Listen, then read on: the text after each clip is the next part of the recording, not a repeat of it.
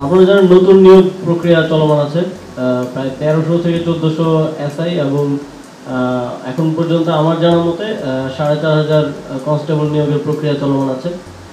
এবং পুলিশের মধ্যে রদবদলটা যেটা করা হয়েছে সেটা হচ্ছে বদলি করা হয়েছে। অন্য জায়গা থেকে ডিএমপিতে আনা হয়েছে, ডিএমপি থেকে অন্য জায়গায় পাঠানো হয়েছে। তবে যেটা আমরা বলতে যাচ্ছি সেটা হচ্ছে পুলিশকে যে জনগণের বিরুদ্ধে গুলি করার পর্যায়ে নিয়ে যাওয়া, এই পুলিশ তো এভাবেই আসলে ট্রেন আপ হয়েছে বিগত সময়গুলোতে।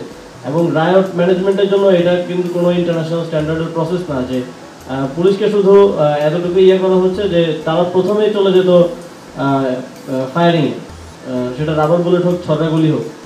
তো এই রায়ট ম্যানেজমেন্ট সিস্টেমের ড্রিলটাই পুলিশের পুরোপুরি চেঞ্জ করার পরিকল্পনা আছে। যারা পুলিশের নতুন নেতৃত্বে এসেছেন তারা পুলিশকে সেই ইন্টারন্যাশনাল স্ট্যান্ডার্ডে রায়ট ম্যানেজমেন্টের ড্রিলটা শেখাবেন, সেই ট্রেনিংটা করাবেন, করার মাধ্যমে পুলিশকে এমন পর্যায়ে নিয়ে আসবেন যাতে করে সামনে আর কখনো এই ধরনের ঘটনা না ঘটে যেখানে পুলিশকে জনগণের বিরুদ্ধে কিংবা যে কোনো ধরনের আন্দোলনে রায়ট ম্যানেজমেন্টের জন্য গুলি করতে হয়, হতাহতের মতো ঘটনা ঘটে। এই ধরনের ঘটনা এড়িয়েই যেন আমরা পুলিশ ব্যবস্থা নিতে পারে সেজন্য পুলিশকে প্রস্তুত করা হবে। তবে সেটার জন্য যথেষ্ট সময় প্রয়োজন।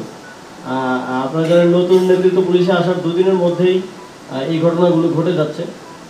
তো আমাদের আহ্বান থাকবে সকল পক্ষের প্রতি যে এখন আমাদেরকে দেশ গড়ার জন্য প্রত্যেকটা সেক্টরের সংস্কার আনার জন্য সময় দিতে হবে এবং ধৈর্য ধরার একটা আহ্বান আমাদের পক্ষ থেকে থাকবে। এবং যার যার মতামত, আপনারা জানেন যে সংস্কার কমিশনগুলো সবার জনগণের থেকে মতামত চাচ্ছে, সেখানে মতামত দিতে হবে। ডিস্ট্রাকটিভ ওয়েতে না গিয়ে কনস্ট্রাকটিভ ওয়েতে আমরা দেশটাকে কীভাবে করতে পারি সেদিকে মনোযোগ দিতে হবে।